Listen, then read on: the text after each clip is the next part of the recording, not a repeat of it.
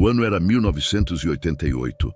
A cidade de São João da Boa Vista, em São Paulo, respirava o ar úmido e pesado característico do fim de tarde chuvoso.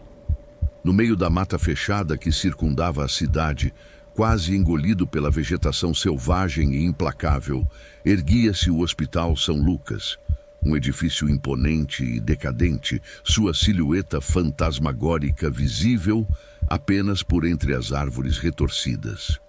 Dentro daquela estrutura de concreto e tijolos estilhaçados, trabalhava a Aline, uma jovem e ambiciosa repórter do jornal A Tribuna, determinada a desvendar o mistério que rondava o local. Sua missão, encomendada pelo editor-chefe, era investigar as lendas urbanas que atribuíam ao hospital uma série de mortes inexplicáveis e aparições sobrenaturais. Lendas que se perpetuaram nos quase 10 anos desde o seu misterioso abandono.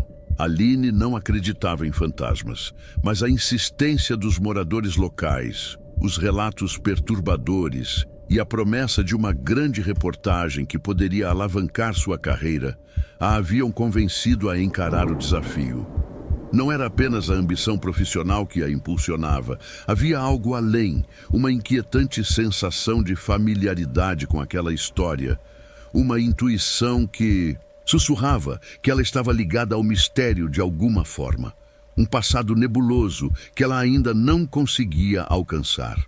Aline estacionou seu Fusca amarelo claro a alguns metros da entrada do hospital, o motor engasgando num último soluço antes de morrer. O silêncio era opressor, quebrado apenas pelo som incessante da chuva que batia nas folhas e pelo vento sibilante que penetrava pelas frestas das janelas quebradas. A atmosfera era densa, carregada de uma energia quase palpável, um peso que apertava o peito e acelerava os batimentos cardíacos. A escuridão da mata se fundia com a sombra do hospital, criando uma penumbra que sugava a pouca luz que ainda restava do dia. O cheiro de mofo e terra úmida se misturava com um odor metálico nauseante, um perfume acre e persistente que se insinuava nas narinas, evocando imagens de sangue e decomposição. Armada com uma lanterna potente, uma gravadora e um bloco de notas, Aline adentrou o hospital. Os portões enferrujados rangem um grito metálico, um som que ecoou no silêncio sepulcral do local. A porta principal, despedaçada, revelava um interior devastado pelo tempo e, aparentemente, pela violência. A entrada era um corredor longo e sombrio, cujas paredes estavam rabiscadas com grafites assustadores, misturando mensagens obscuras e desenhos grotescos. Camadas de poeira cobriam tudo, um véu espesso sobre móveis quebrados e destroços espalhados pelo chão. A atmosfera era sufocante, uma mistura de medo, mistério e um crescente sentimento de opressão. A cada passo, Aline sentia um crescente arrepio na espinha. O peso da história do lugar era palpável, como se as paredes sussurrassem histórias de sofrimento e morte. Ela podia sentir os olhos de todos, mesmo sabendo que não havia ninguém, e o silêncio era o ator principal dessa tragédia. O som da sua própria respiração ecoava no corredor imenso, o que a fazia se sentir ainda mais sozinha e vulnerável. A lanterna iluminava apenas um pequeno raio de espaço, deixando o resto do corredor mergulhado na escuridão total. Um local onde a imaginação se tornava a protagonista de seus próprios medos. No que parecia ser a sala de espera, Aline encontrou restos de móveis cobertos por um espesso lençol de poeira. A televisão, com a tela rachada, parecia ainda ter a imagem final que exibiu antes de ser abandonada. Era uma imagem borrada de um homem falando em um noticiário, e mesmo com a imagem indistinta, ela conseguiu distinguir uma frase. Uma tragédia sem precedentes. Infecção misteriosa. Aline se aproximou de uma sala que parecia ser a enfermaria. As camas estavam todas desarrumadas. lençóis rasgados e cobertos de uma poeira grossa, como um cemitério de camas abandonadas. Em uma das camas, ela encontrou um diário.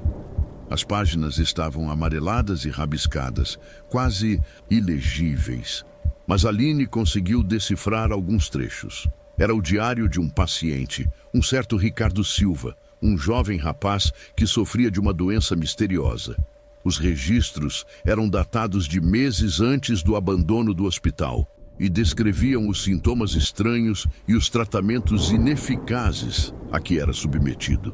A escrita se tornava cada vez mais frenética e delirante, culminando em entradas perturbadoras que falavam de visões, delírios e de uma crescente sensação de horror e isolamento.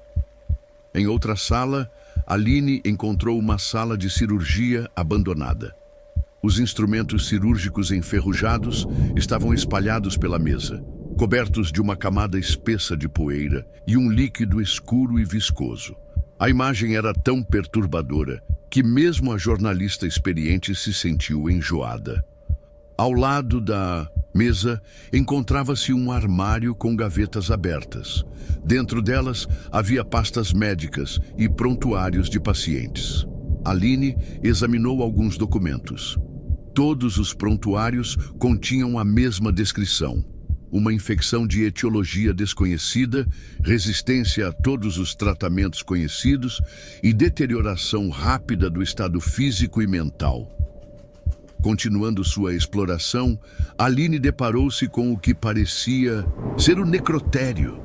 O cheiro nauseante de decomposição era ainda mais intenso naquele local. As gavetas da geladeira de cadáveres estavam abertas, revelando apenas o vazio e a poeira. Mas na parede próxima, havia uma porta escondida atrás de um armário. Hesitante, Aline abriu a porta. Era uma pequena sala de isolamento, aparentemente construída em um segundo momento. No centro, uma cama de aço, enferrujada, e ao lado, uma mesa de inox com alguns objetos espalhados sobre ela. Um frasco de vidro com um líquido escuro e viscoso chamou a atenção de Aline. Ela o pegou e examinou com cuidado. Um rótulo rabiscado em letras apressadas informava: Amostra 73, Protótipo X. O que era o protótipo X? Aline, sentindo-se cada vez mais próxima da verdade, decidiu dar uma última olhada nos corredores. Do hospital, já próxima de sair, em uma sala diferente, bem maior que as outras, a repórter encontrou algo que a deixou chocada. Em meio a cacos de vidro e móveis deteriorados, havia uma espécie de câmara escura improvisada. O local era pequeno e claustrofóbico, com uma única lâmpada acesa e um equipamento estranho no centro. A lente estava apontada para uma cadeira de ferro, aparentemente vazia. A câmera, apesar do abandono, parecia moderna.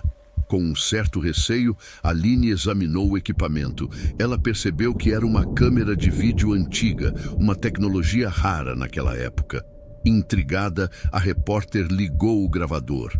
Ela ouvia vozes sussurrando, gritos abafados, e por um instante, ela pensou que era tudo fruto da sua imaginação e do medo que se apossou dela. Porém, um relance na tela borrada fez com que ela percebesse a imagem distorcida de uma pessoa, uma figura movendo-se na cadeira antes mesmo dela chegar ao quarto. De repente, a luz piscou e a câmera desligou. Uma rajada de vento gelado percorreu o quarto e Aline se sentiu observada. Era como se uma presença maligna tivesse percebido sua intrusão naquele lugar sagrado. Ela começou a tremer descontroladamente e uma sensação de pavor a invadiu. Ela precisava sair dali o mais rápido possível. Com a lanterna na mão trêmula, Aline correu pelo corredor até a entrada, seus passos ecoando pelos corredores longos e escuros do hospital. Ao sair do hospital, a chuva havia cessado. A lua cheia iluminava a floresta escura, banhando a paisagem em uma luz prateada e estranhamente sinistra. Aline entrou em seu carro, o Fusca amarelo, e respirou aliviada. Mas o medo e a apreensão ainda pesavam sobre ela. A noite parecia mais longa e sombria. A missão estava concluída, mas a experiência em São João da Boa Vista havia deixado mais perguntas que respostas. A reportagem sobre o Hospital São Lucas estava longe de ser uma simples história de fantasmas. Era algo muito maior, mais obscuro, uma trama que envolvia segredos perturbadores, que ela precisaria desvendar. E ela sabia, enquanto dirigia para longe do lugar, que a história do Hospital São Lucas não havia terminado. Ela mal havia começado. Nos dias seguintes, Aline investigou mais a fundo as informações obtidas no hospital. Ela descobriu que o Hospital São Lucas tinha sido financiado por uma empresa farmacêutica obscura, a Biogenética Progresso, que realizava experimentos secretos com pacientes com doenças terminais. O protótipo X, mencionado no diário e no frasco encontrado na sala de isolamento, era um vírus experimental letal, uma arma biológica capaz de exterminar populações inteiras. A infecção misteriosa que vitimou os pacientes do hospital não era uma doença natural, mas sim uma consequência dos experimentos ilegais da Biogenética Progresso. O abandono súbito do hospital foi uma tentativa de encobrir os experimentos criminosos e evitar a descoberta da verdade. As investigações de Aline levaram a uma série de entrevistas com antigos funcionários do hospital, médicos e enfermeiros que confirmaram suas suspeitas. Apesar do medo de retaliações, eles relataram os experimentos secretos e os horrores que testemunharam nas paredes do hospital abandonado. Aline conseguiu reunir provas suficientes para entregar ao Ministério Público, que iniciou uma investigação rigorosa. A Biogenética Progresso foi investigada, seus diretores presos e os crimes cometidos revelados ao público.